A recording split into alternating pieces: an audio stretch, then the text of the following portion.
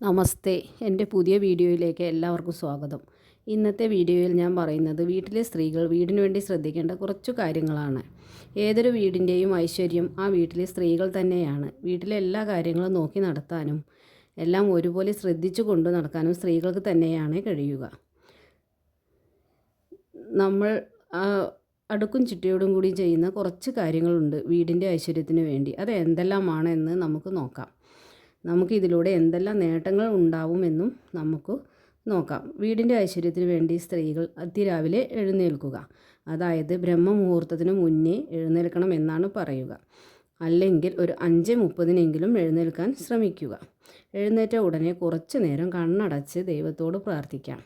എഴുന്നേറ്റ് പോകുമ്പോൾ ബെഡ്ഷീറ്റ് വൃത്തിയായി വയ്ക്കാനും പുതപ്പ്, തലയണ എന്നിവ ഭദ്രമായി ഒരു ഭാഗത്ത് ഒതുക്കി വയ്ക്കാനും ശ്രദ്ധിക്കുക.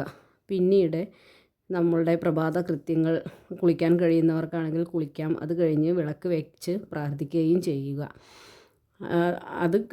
എല്ലാ മതസ്ഥർക്കും അത് അവരുടേതായ പ്രാർത്ഥനയിൽ അവർക്ക് പങ്കുകൊള്ളാവുന്നതാണ്.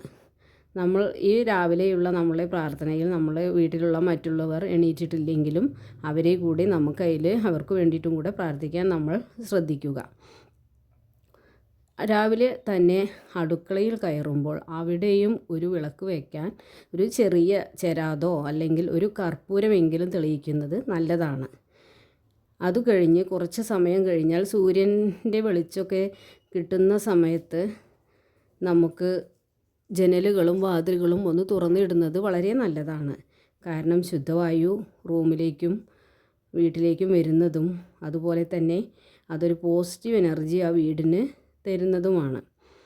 ഇനി നമ്മൾ അടുക്കളയിൽ പോയി ആദ്യം ചോറ് വയ്ക്കാനാണ് എല്ലാവരും ശ്രദ്ധിക്കാറ്. അപ്പോൾ അരി ഇടുന്ന സമയത്ത് ഒരു മണി അരി പോലും നിലത്ത് കളയാതിരിക്കുകയും അരി എടുത്ത പാത്രത്തിൽ ഒരു നുള്ള് തിരിച്ച് അതിലേക്ക് തന്നെ ഇടാനും ശ്രമിക്കണം.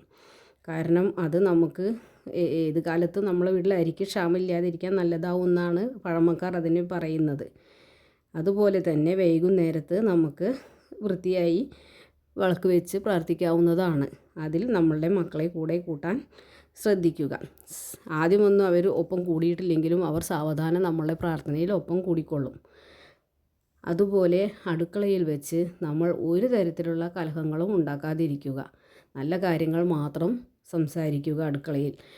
അടുക്കള വൃത്തിയായി സൂക്ഷിക്കാനും ഭക്ഷണം അധികമായി പോവാതെ സൂക്ഷിക്കാനും ശ്രദ്ധിക്കണം. എല്ലാം പാകത്തിന് ഉപയോഗിക്കുക.